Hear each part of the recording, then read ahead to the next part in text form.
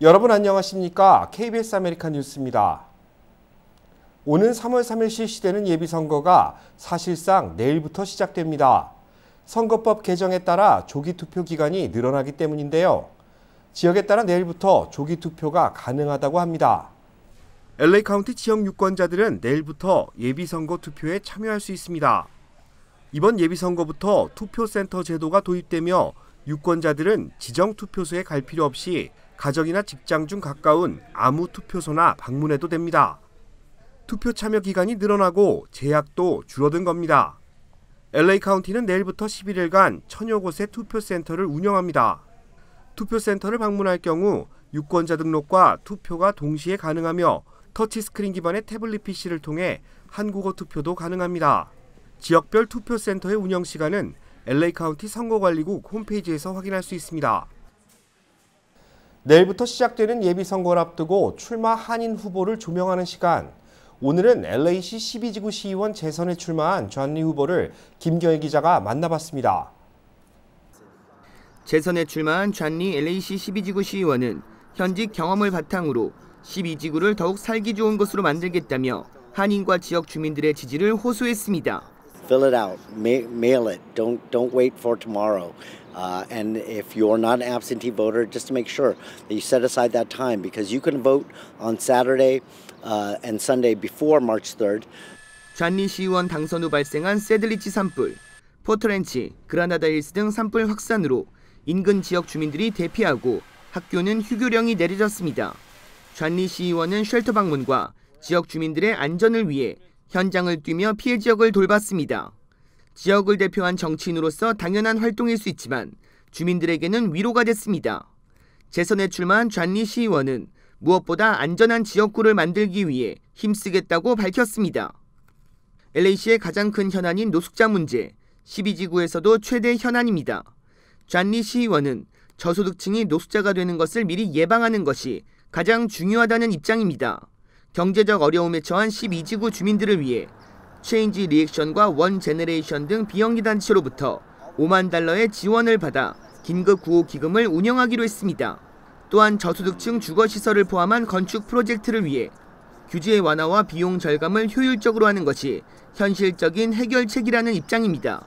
Building more housing, thinking that they're going to come and that's going to solve this problem. We have to look at this holistically, and we need to create policy in the city to change that. 또한 12지구의 중요한 현안인 알리소 캐년 가스 누출 사태와 관련해 당국의 관련 자료 전면 공개를 촉구한 발의안을 상정했고 10년 안에 해당 시설을 영구 폐쇄하겠다는 입장을 밝혔습니다.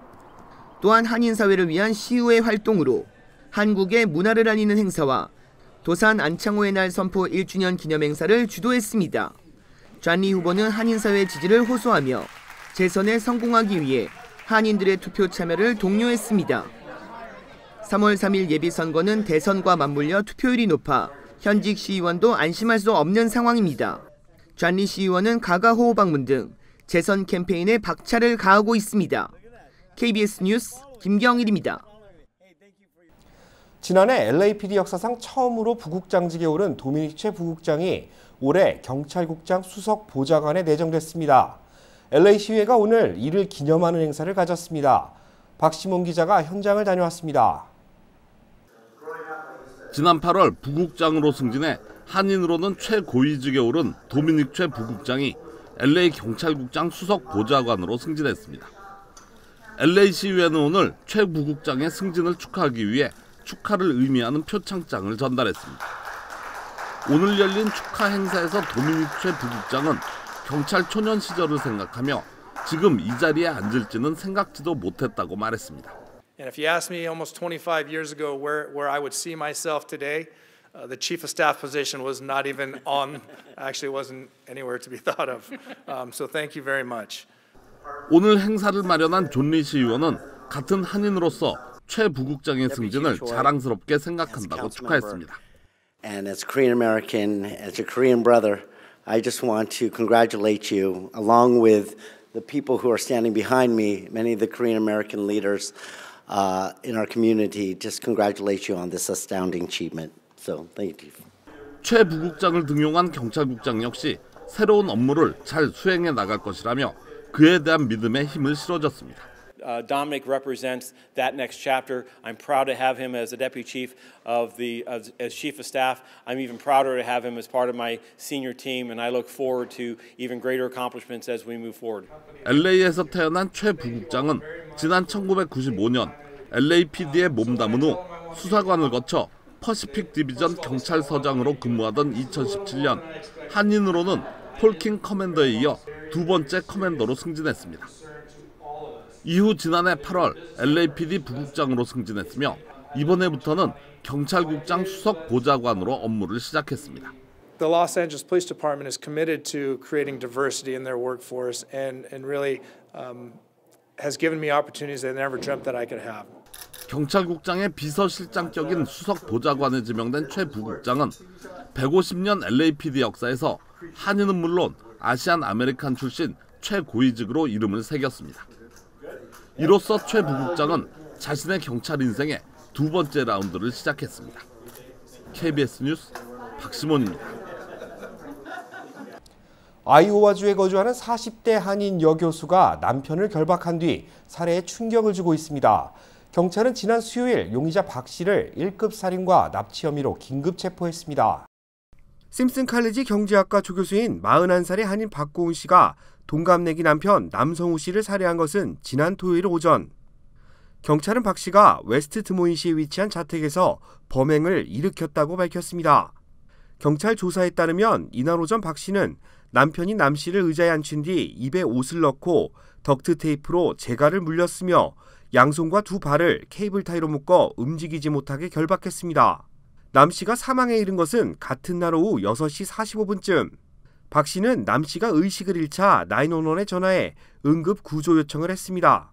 구급대가 현장에 도착했을 당시 박 씨는 남편에게 심폐소생술을 하고 있었지만 남편은 병원으로 이송된 뒤 결국 사망했습니다. 경찰은 남 씨에게 특별한 자살 동기나 흔적이 없다는 점을 밀어 타살 가능성에 무게를 뒀고 범행 나흘 만인 지난 수요일 박 씨를 1급 살해 혐의와 납치 혐의로 체포했습니다. 박 씨는 현재 달라스 카운티 구치소에 수감 중이며 지난 2015년부터 재직 중인 심슨 칼리지에는 결혼 사실을 숨겨왔던 것으로 전해지고 있습니다. 뉴욕 플러싱 커뮤니티 보드가 강변 개발을 위한 안건을 승인했습니다. 경제 효과를 기대한 것인데 상당수 지역 주민들은 인구 과밀화를 우려하는 모습입니다. 이 가운데 지역단체들은 고급 아파트 단지 조성 승인을 기각할 것을 요구하고 있습니다. 제1사 뉴욕 KBTV 박정우 기자입니다. 플러싱 강변 개발 리조닝 안건은 개발업체들이 10억 달러 규모를 투자해 건물 9채에 아파트와 호텔, 사무실, 소매업체를 건설하는 내용을 담고 있습니다. 위치는 플러싱 강변 36 애비뉴 퀄리츠 포인트, 루즈벨트 애비뉴 선상입니다. 개발업자들은 연간 2,800만 달러의 수익을 거둘 것이라며 리조닝 안건에 적극 찬성하고 있지만 민권센터를 비롯한 지역사회는 비판의 목소리를 내고 있습니다. 어제 민권센터는 론김 뉴욕주 하원의원, 코스타 콘스탄티니디스 뉴욕 시의원 등 지역 정치인들과 기자회견을 갖고 이 안건에 주민들의 의견은 전혀 반영되지 않았음을 강조했습니다. 개발 계획의 서민용 아파트 숫자는 현저히 적습니다. 대규모 고급 콘도 단지가 조성이 된다 해도 소득 기준선이 높아 주민들이 주거하는 것도 현실적으로 어려울 것으로 보입니다.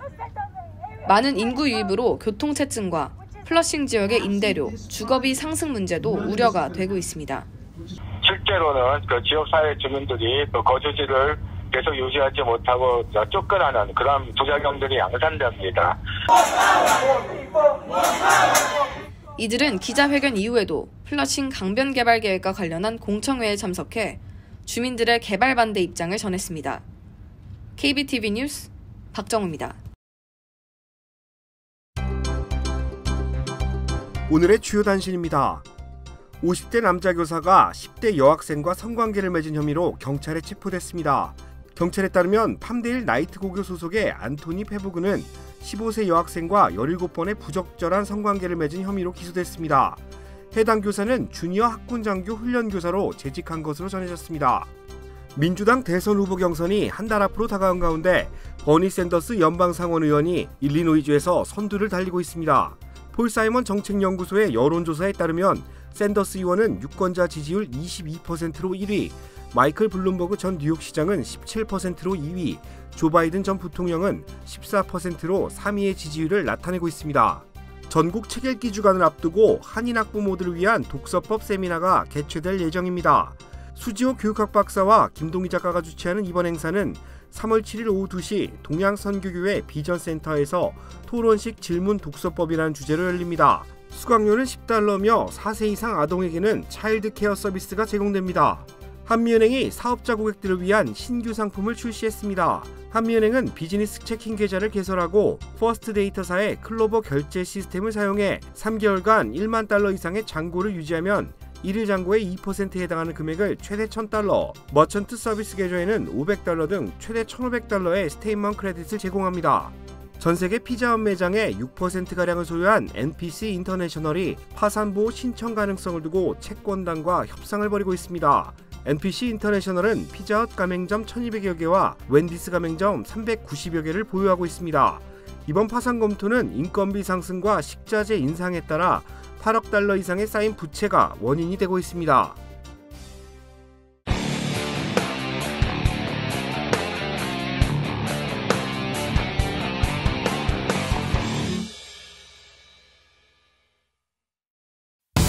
프로젝트명 BH, 이른바 벤츠 헌터로 불렸던 제네시스 브랜드 개발 프로젝트. 토요타의 렉서스처럼 대중적인 브랜드 위에 자리하는 상위 브랜드를 만들어야 하는 막중한 프로젝트였습니다. 자동차 전문가들은 현대차가 프리미엄 브랜드를 개발한다는 것 자체에 강한 의구심을 제기했습니다. 가성비 좋은 차만 만들던 현대차가 프리미엄 자동차 시장에 문을 두드린다는 소식이 알려지며 부정적인 전망도 거침없이 쏟아냈습니다. 사실 돌이켜보면 그럴만도 했습니다. 토요타의 렉서스 브랜드를 제외하면 혼다의 어퀴라나 닛산의 인피니티가 미국 시장에서 참패를 이어가고 있었기 때문입니다. 찾아가는 뉴스 서비스 뉴스 에이전트. 오늘은 한국의 첫 번째 프리미엄 자동차 브랜드 제네시스가 어떻게 미국 시장에 안착했는지 조금 더 가까이에서 들여다봅니다. 지난해 1월 디트로이트 모터쇼, 북미 올해의 차 시상식 현장. 미국에서 판매되는 자동차 중 최고 중에 최고를 선발하는 자리입니다. 제네시스가 미국 프리미엄 자동차 시장에 진출한 지 3년. 한국 프리미엄 자동차 브랜드로서는 최초의 수상이었습니다. 북미 올해의 차 수상은 영화계의 아카데미상 수상만큼 독보적인 존재입니다. 미국의 빅3로 불리는 3대 자동차 회사의 본사가 위치한 디트로이트에서 시상식이 개최되는 것도 그 이유입니다. 제네시스, 한국어로 풀이하면 창세기 또는 기원을 의미합니다. 고급 자동차 브랜드의 새로운 역사를 만들겠다는 의미를 두고 출범한 브랜드인 만큼 개발과 브랜딩 과정은 혹독했습니다. 지난 2008년 지금과는 살짝 다른 엠블럼을 달고 현대 제네시스로 데뷔한 BH 모델은 제네시스 브랜드의 시초라고 볼 수 있습니다. 단독 프리미엄 브랜드 모델로 판매하는 것보다 현대차라는 안정적인 울타리 안에서 프리미엄 시장 진출 가능성을 검토하는 모델이겠습니다. 그로부터 5년이 지난 2013년 현대 제네시스의 두 번째 모델인 DH가 세상에 나옵니다. 상시 사륜구동 시스템인 H트랙이 처음으로 차에 장착됐고 날개 형상의 엠블럼도 오늘날의 모습으로 진화했습니다. BH와 DH의 성공에 용기를 얻은 제네시스는 지난 2015년 독립 브랜드로 거듭나게 됩니다. 현대차 그룹은 피터 슈라이어 디자인 총괄 사장과 고성능 모델 개발 전문가인 알버트 비어만 부사장을 공격적으로 영입했고 벤틀리 수석 디자이너인 루크 돈코볼케, 벤틀리 디자인 총괄 담당인 이상엽 디자이너를 제네시스 팀에 합류시켰습니다. 지난달 28일 플로리다주 마이애미에서 열린 GVL이 언베일 행사. 그곳에서 제네시스 탄생을 주도한 인물들을 만날 수 있었습니다. 이상엽 디자이너는 슈퍼볼을 앞두고 현장을 찾은 NFL 스타에게 GVL이 디자인 특성에 대한 설명을 하고 있었습니다. When you have a three spoke, it's difficult to grab in the middle part of it when you turn. But when you have a two-spoke, you got a lot of area to grab all the way around the bottom of it. So it's a very ergonomic design. 설명을 마친 그는 조금 더 세세한 디테일을 보여주고 싶다고 카메라 앞에 섰습니다. 트렁크 안에도 보시면은 굉장히 깨끗하게 정리가 돼 있고 어떤 버튼 하나하나, 핸들 하나하나가 다 디자인이 돼 있다고 말씀드리고 싶고요. 자신감 넘치는 그의 표정을 통해 완성도가 높은 차를 만들기 위해 많은 노력을 기울였다는 사실을 인지할 수 있었습니다. 제네시스는 지난달 28일 마이애미에서 최초 공개한 GV80을 제네시스 인비테이션을 통해 일반에 널리 알렸습니다. 소비자들은 제네시스 브랜드에 대해 어떤 생각을 가지고 있을까? 자칭 제네시스 마니아라는 유인준 씨를 만났습니다.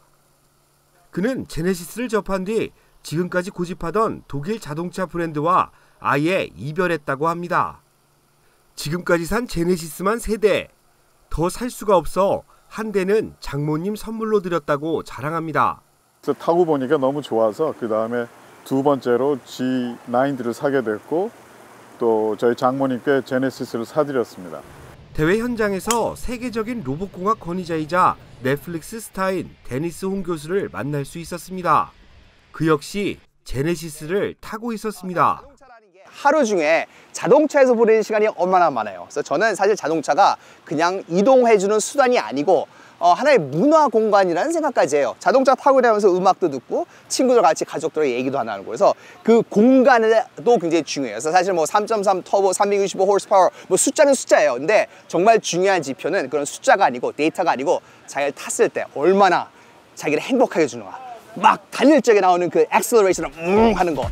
미국 시장에 성공적으로 안착한 제네시스는 이제 세계 시장을 넘보고 있습니다. 지난 4년간 브랜드 인지도를 높이는 데 주력했다면 향후 4년은 다양한 모델 라인업을 통해 판매망을 확장시키겠다는 각오입니다. With our partnership with our partners, we continue to elevate the brand power of Genesis, not only here in the United States, but I believe worldwide. 다른 프리미엄 자동차 브랜드에 비해 역사는 짧지만 가장 강렬하게 질주하고 있는 제네시스. 브랜드에 가치를 더하는 작업은 지금도 계속되고 있습니다.